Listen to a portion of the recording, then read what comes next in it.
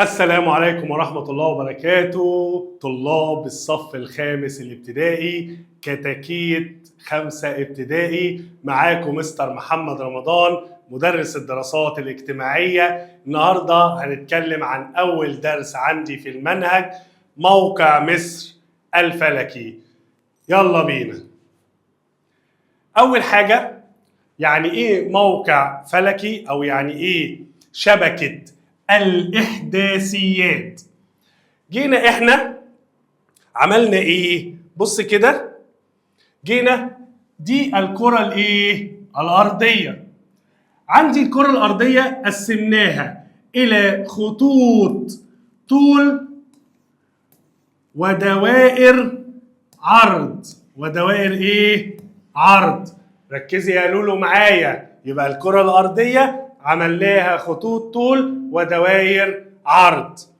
طيب هما كام خط طول يا مستر؟ خط طول يبقى 360 خط. طب دوائر عرض هي 180 دايرة. 180 دائرة. يبقى عدد خطوط الطول دول 360 خط. طب دوائر العرض 180 دايرة. طب هل دي دوائر حقيقية؟ لا طبعا، هي دوائر وهمية. يعني أنا لو طلعت فوق في الفضاء وبصيت على كوكب الأرض مش هلاقي مرسوم عليه دوائر، بس العلماء رسموها عشان يسهلوا دراسة سطح الأرض. نرجع تاني، يبقى أنا عندي شبكة الإحداثيات يقصد بها، أنا بقى جيت سميتها مش خطوط طول ودوائر عرض، سميتها شبكة الإحداثيات اللي هي يقصد بها إيه؟ خطوط الطول ودوائر العرض. خطوط الطول ودوائر العرض. خطوط الطول ودوائر العرض. طب إيه أهميتها؟ بتفيدني في إيه؟ تساعد شبكة الإحداثيات في السفر. يعني حضرتك وانت مسافر تعرف انت فين، تعرف مكانك فين، تعرف اكتشاف الأماكن على سطح الأرض. كما نستطيع من خلالها أن نحدد موقع مين؟ مصر على خريطة العالم. فمثلا أنا لو رجعت تاني وقلت لك مثلا إن دي مين؟ مصر. بص كده اللي أنا بعمل عليها دي مين؟ مصر. يبقى أنت عرفت إن مصر دي تقع عند خط مثلا طول مثلا 10 لغاية خط طول 20، يبقى أنا حددت المكان. وتقع عند دائرة عرض مثلا برضو 10 لدائرة عرض 20، يبقى أنا حددت الأماكن على إيه؟ على سطح الأرض. لاحظ الخريطة التالية اللي هي وشبكة الإحداثيات. دي مين؟ دي خريطة العالم كله.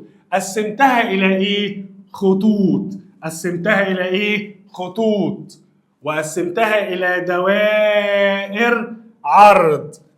طيب إيه أهم الدوائر العرض اللي عندي؟ أنا عندي أهم دائرة عرض هي دائرة الاستواء. بص معايا كده يا حمادة، هي دائرة إيه؟ الاستواء. دي بتقسم العالم إلى شمال وجنوب. طيب إيه تاني مهم من الدوائر؟ عندي بقى مدار اسمه مدار السرطان، وده اللي بيعدي من عندنا في مصر وفي جنوب مصر تحديدا. عندي مدار تاني اسمه مدار الجدي. مدار إيه؟ الجدي. طب يا مستر انت قلت لنا ان دوائر العرض دي 180 درجه او 180 ايه دايره. طب دائره الاستواء دي دايره رقم كام؟ دايره رقم 0. دايره رقم 0. ونبدا بقى نقسم ايه ال 180 دايره دول ل 90 شمالا و90 دايره جنوبا. طب مدار السرطان ده يقع عند انهي دايره؟ يقع عند دايره 23 ونص. يقع عند دايره كام؟ 23 ونص. طب مدار الجدي يقع عند دائره 3 برضه 20 ونص، بس ده في الجنوب ومدار السرطان في الشمال. طب عندي دوائر تانية مهمة طبعا، هي الدائرة القطبية الشمالية. طب دي درجتها كام؟ 66 ونص. 66 ونص. وعندي برضو الدائرة القطبية الجنوبية درجتها كام؟ برضو 66 ونص. 66 ونص. يبقى كده أهم دوائر العرض اللي عندي. طب يا مستر خطوط الطول؟ خطوط الطول 360 خط. طب أهم خط طول يا مستر هو خط جرينتش. خط جرينتش. جرينتش درجته كام؟ درجته صفر. درجته كام؟ درجته صفر. درجته كام؟ صفر. طيب نقول تاني. يبقى نستنتج من الخريطة إن شبكة الإحداثيات تكون من نوعين من الخطوط والدائرة. نوعين من الخطوط. في خطوط رأسية بيقول عليها خطوط الطول. يعني ايه خطوط رأسية؟ يعني كده. ده كده ايه؟ رأسي. كده ايه؟ رأسي. وخطوط أفقية ماشية كده اللي هي دوائر الايه؟ العرض. يبقى أنا عندي حاجتين، خطوط طول ودوائر عرض. يبقى تتكون شبكة الإحداثيات من خطوط طول ودوائر عرض. نرجع نخش بقى ايه؟ حاجة حاجة. خطوط الطول. خطوط الطول تعرفها ايه؟ أنا لما جيت رسمت خطوط الطول دي، لما جيت رسمت الخطوط دي، هل أنا، لا هي الكرة الأرضية كروية الشكل، هل أنا كملت الخط ده لورا كده؟ لا. فإذا إن خطوط الطول دي هي أنصاف دوائر. نص إيه؟ دايرة. نص إيه؟ دايرة. بص كده معايا. نص إيه؟ دايرة. أنا ما كملتهاش للآخر. هي أنصاف دوائر رأسية. أنصاف دوائر إيه؟ رأسية. تبدأ منين؟ من عند حتة هنا اسمها القطب الشمالي. تبدأ من القطب الشمالي وتنتهي عند القطب الإيه؟ الجنوبي. القطب الشمالي لغاية القطب الإيه؟ الجنوبي. قول ورايا تاني يا حمادة. خطوط الطول هي أنصاف دوائر رأسية تصل القطب الشمالي بالقطب الايه؟ الجنوبي. طيب يبلغ عدد خطوط الطول 360 خط. 360 ايه؟ خط. تصل خطوط الطول 360 خط. واهم خط هو خط مين؟ خط جرينتش. خط مين؟ خط جرينتش اللي هو قدامي اهو. خط مين؟ جرينتش. درجته كام؟ درجته صفر. درجته كام؟ درجته صفر. طيب ما أهمية خطوط الطول؟ بتساعدني في إيه خطوط الطول؟ أول حاجة طبعا على طول هو تحديد المواقع. هي تحديد الإيه؟ المواقع. لأن خط الطول ده في النص، فأنا قسمت العالم لشرق وغرب، يبقى بتحدد لي المواقع شرقا أو إيه؟ أو غربا. طبعا ده غير إن هي بتعرفني فرق التوقيت بين الإيه؟ الدول. بين الايه؟ الدول. فمثلا تيجي انت مثلا هنا انت قاعد في القاهره، فيجي في رمضان مثلا تفطر الساعه 6 بالظبط مثلا، او المغرب بيأذن عندك الساعه 6 بالظبط. طب انا لو واحد صاحبي في مطروح بعدينا بشويه، يجي مثلا الاذان ايه؟ يأذن عنده الساعه 6 و8 دقايق او 6 و4 دقايق. طب هو ليه انا فطرت الاول وبعد كده هو لسه هيفطر؟ او ليه الوقت عندي مش زي الوقت ايه عنده؟ بص يا سيدي، ما بين كل خط طول وخط طول في فرق 4 دقايق. في فرق 4 ايه؟ دقايق. يعني انا لو جيت هنا كده، ما بين كل خط طول وخط طول في 4 ايه؟ دقايق فرق في الوقت. في ليه في ناس عندي مثلا لو هنا احنا الصبح، في ناس عندي تانية بالليل، فده فرق الايه؟ الوقت اللي بيعرفه لي خطوط الطول. تقع مصر بقى مع نفسها كده في النصف الشمالي للكرة الأرضية. شفت لما أنا بقول لك في عندي ناس بيبقى مثلا احنا لو عندنا الصبح بيبقى عندهم بالليل، هقول لك على حاجة لازم تعرفها. الأرض اللي احنا عايشين عليها دي بتدور حول نفسها. الأرض دي بتدور حول ايه؟ نفسها مرة كل 24 ساعة. ايه ده؟ الأرض اللي احنا قاعدين عليها دي بتلف؟ بتلف وليها دورة يومية كل 24 ساعة بتدور. طب بتدور حول ايه؟ تدور حول نفسها. تدور حول ايه؟ حول نفسها. بتدور من الغرب الى الشرق. تدور من الغرب الى الايه؟ الشرق. يعني من الغرب للايه؟ للشرق. حول ايه؟ حول نفسها. طب ده يؤدي الى ايه يا حماده؟ يؤدي ذلك الى شروق الشمس على المناطق الشرقيه قبل المناطق الغربيه. يبقى في ناس اللي قاعده في الشرق تطلع عندهم النهار قبل الناس اللي ايه؟ في الغرب. وطبعا يوجد فرق زمني يبلغ 4 دقائق بين كل خط طول والخط الذي يلي. يعني مثلا هقولها لك تاني. السعودية مثلا لو الساعة عندهم 3 فأنا الساعة عندي لسه 2.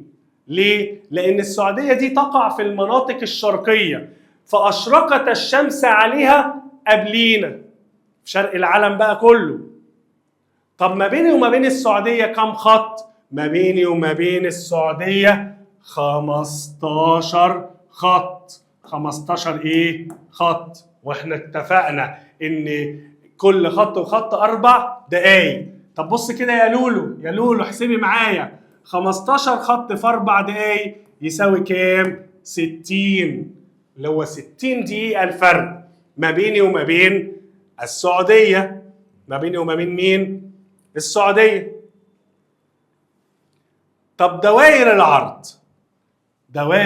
يعني ايه دوائر عرض؟ هي دوائر وهمية بس ايه؟ افقية. افقية ماشية كده.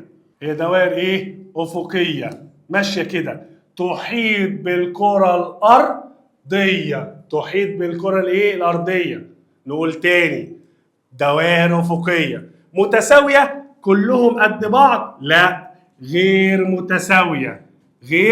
متساوية. يعني بص كده يا حماده، دي الكرة الايه؟ الأرضية. هل دايرة الاستواء دي زي الدايرة اللي فوق كده؟ لا، يبقى هي دوائر أفقية ماشية كده بس غير ايه؟ غير متساوية. ترسم حول الكرة الأرضية. الأرضية. طيب يبلغ عددهم كم دائرة زي ما قلنا في الأول؟ 180 دايرة.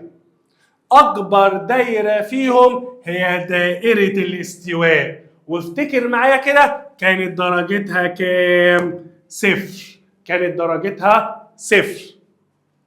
يبقى احنا كده اتكلمنا على خطوط الطول ودوائر العرض.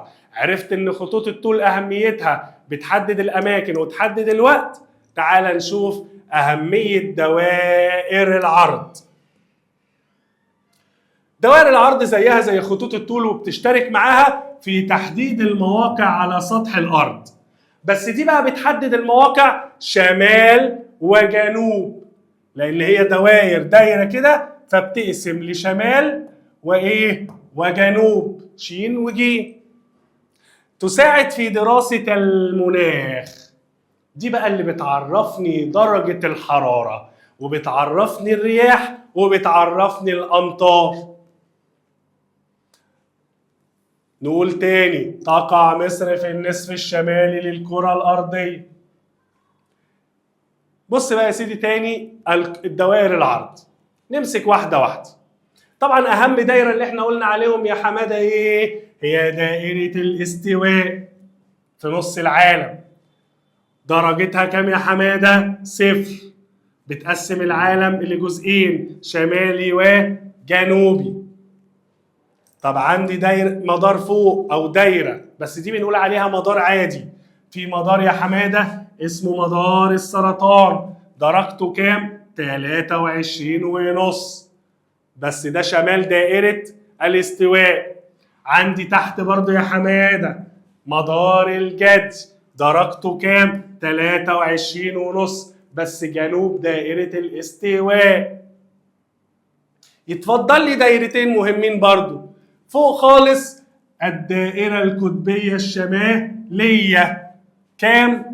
جدع يا حمادة، 66.5. وعندي الدائرة القطبية تحت خالص، هي درجتها كام؟ برضو 66.5. الدوائر دي مهمة، لازم ايه؟ نعرفها ونحفظها. زي ما قلنا، ما أوجه التشابه بين خطوط الطول ودوائر العرض اللي عندي هما الاتنين عبارة عن خطوط وهمية، يعني مش موجودة في الحقيقة. رسمها العلماء. رسمها مين؟ العلماء على الخرائط ومجسمات الكرة الأرضية. إيه مجسمات الكرة الأرضية؟ مش بتشوف مثلا كده في المكتبة الكرة الأرضية كده ومعمولة بحديدة كده؟ هي دي المجسمات بتاعت الكرة الأرضية. كل منهما عبارة عن خطوط وهمية ورسمها العلماء على الخرائط ومجسمات الكرة الأرضية لتحديد موقع الأماكن بدقة على سطح الأرض. هما الاتنين بيشتركوا في تحديد الأماكن. طب يعني إيه بقى الموقع الفلكي لمصر؟ هو الموقع بالنسبة لخطوط الطول ودوائر العرض. خطوط الطول ودوائر العرض. خطوط الطول ودوائر العرض. يبقى الموقع الفلكي هو الموقع بالنسبة لخطوط الطول ودوائر العرض. فاحنا هنا اتكلمنا عن شبكة الإحداثيات اللي هي خطوط الطول ودوائر العرض. برضو اتكلمنا عن خطوط الطول كم خط، اتكلمنا عن دوائر العرض كم دايرة وأهم الدوائر ايه، عرفنا خطوط الطول بتفيدني في ايه، وعرفنا دوائر العرض بتفيدني في ايه. بص كده معايا يا حمادة، موقع مصر الفلكي. موقع مصر الفلكي. احنا هنحفظ ارقام؟ لا مش هنحفظ ارقام، ما تقلقش.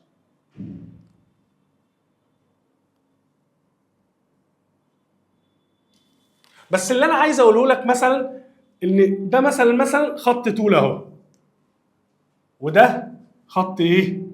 طول. فعايز اعرف مصر بتقع بين خطي طول كام ايه، مش لازم كام وكام، بس عايز اعرف ان الموقع الفلكي ده هو موقعك بالنسبه لخطوط الطول ودوائر العرض. ما انا لو عرفت الخط ده والخط ده كام والدايره دي والدايره دي، يبقى هعرف ما ايه؟ موقع مصر الفلكي. موقع مصر الفلكي. بص بقى يا سيدي، وما نحفظش عادي، بص معايا بس. تقع مصر بين دائرة عرض 22 و31 و36 شمال دائرة الاستواء، وخطي طول 25 و37 شرق خط جرينتش. ده مش مهم، المهم ان انا اعرف يمر مدار السرطان في جنوب مين؟ مصر. تعالى كده نشوف اهو مدار السرطان جنوب مصر. مدار السرطان جنوب مصر. حقائق تاريخية طبعا. اهتم المصريون القدماء بعلم الفلك. ايه علم الفلك ده؟ هو علم دراسة النجوم والكواكب والشمس. تابعوا الحاجات دي كلها وقدروا ان هم ايه؟ يتقدموا فيها واستخدموها في مجالات متعددة. فمثلا المصري القديم كان بيحدد المواقع او وقت توقيت الزراعة من خلال الشمس. كان بينظم الأعياد الدينية من خلال الشمس. برضو استخدموا الفلك في بناء الأهرامات. يبقى برع المصريون القدماء في علم الفلك. علم الايه؟ الفلك. وبالمناسبة هم اللي قسموا لنا السنة إلى 365 يوم وربع. 365 يوم ايه؟ وربع. هم اللي قسموا لنا السنة إلى 12 شهر. هم اللي قسموا لنا السنة إلى أو اليوم إلى 24 ساعة. فهم برعوا في العلم الفلك. كده احنا خلصنا أول درس عندي يا كتاكيتي يا حلوين. أشوفكم على خير، والسلام عليكم ورحمة الله وبركاته.